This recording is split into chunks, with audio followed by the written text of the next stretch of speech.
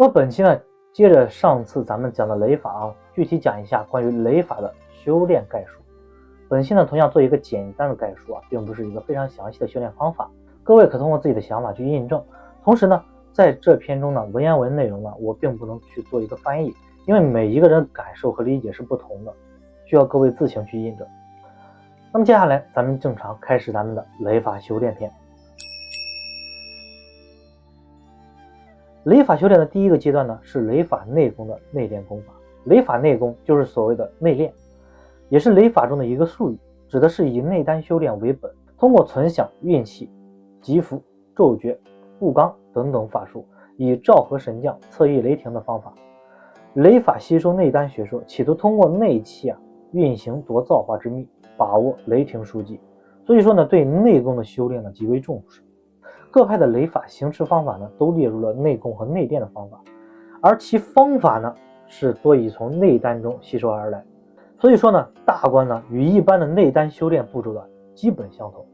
都有所谓的气存丹田、水火交勾、运气之加己双关、神光大定、武气超元等等内容。但是雷法的内练呢，通常与内丹修行的性命双修、结成圣胎，从而继入仙班呢截然不同，乃是呢以内丹为本，以召合神将、行其掌、变化等法为用。所以说在内功中常将之呢与召合神将、虚和风雨、意识雷霆结合起来。比如说像神霄派传的雷门左右伐魔使、寻臂二元帅法中的内功呢，既是内练与召合神将浑然一体的方法。那么其法诀如下：大定既然，注射先天穴，存金光化明月，自两肾中间直透顶上，化身为上针，次存其下清水中，有天关地轴交勾，归北面舌南面，口吐清白二气，自其间处于外二气交勾，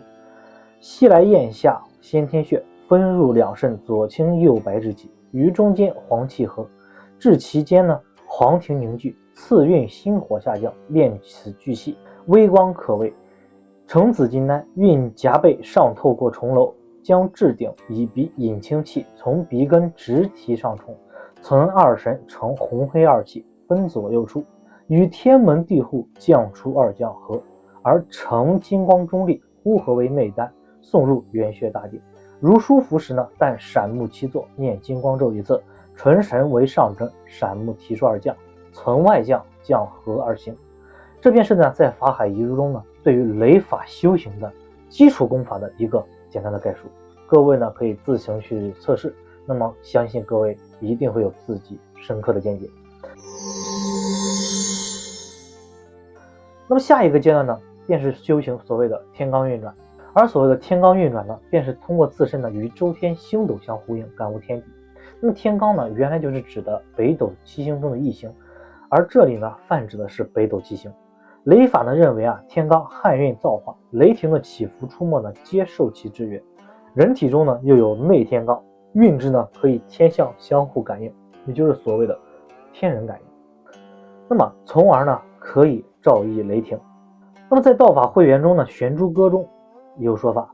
天罡运转，七曜芒寒。那么宋代的白玉蚕祖师呢有注解，所谓的天罡便是心也，以心运助气，动阳则阳暴，动阴则阴暴，运转五行则朝长上帝，汉玄造化，颠倒阴阳，随机而应。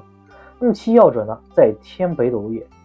在人眼耳鼻口七窍中，若能关闭七窍，则七曜光芒交射，气进浑身，汗出头脑之上，亦汉气如云，使合造化。这便是达到了第二阶段的圆满的印证方法。这第二阶段呢，便主要是和北斗七星的和七窍的交互感应。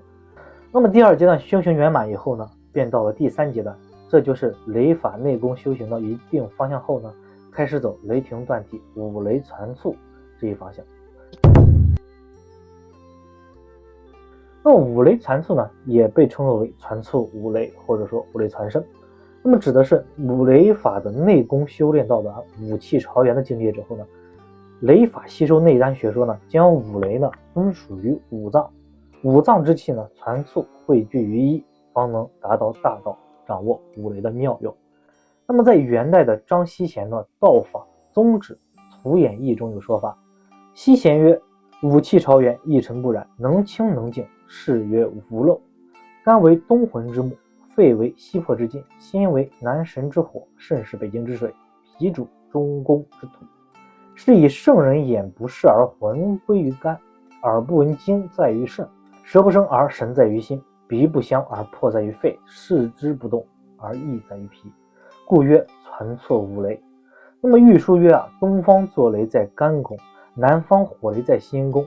西方山雷在肺宫，北方水雷在肾宫，中央上雷在脾宫。通过消除五个漏尽处，并保持内心的平静，那么才可以真正的体验并融入雷道的精髓，这便是五雷法的奥秘所在。那么五雷禅寺呢，是为了补尽无漏，雷断五脏。那么这个阶段呢，你一般全身呢都会有电击的酥麻感，每一个人开始的位置是不同的。以我自身为例呢，我是从双手开始，接着是双脚，再接着是双臂，而且部位是随机的，同时呢绝对是不可以有房事的，一有房事呢前功尽弃，功亏一篑。那么如果呢各位有幸能到达这个阶段呢，咱们再互相印证，感谢各位。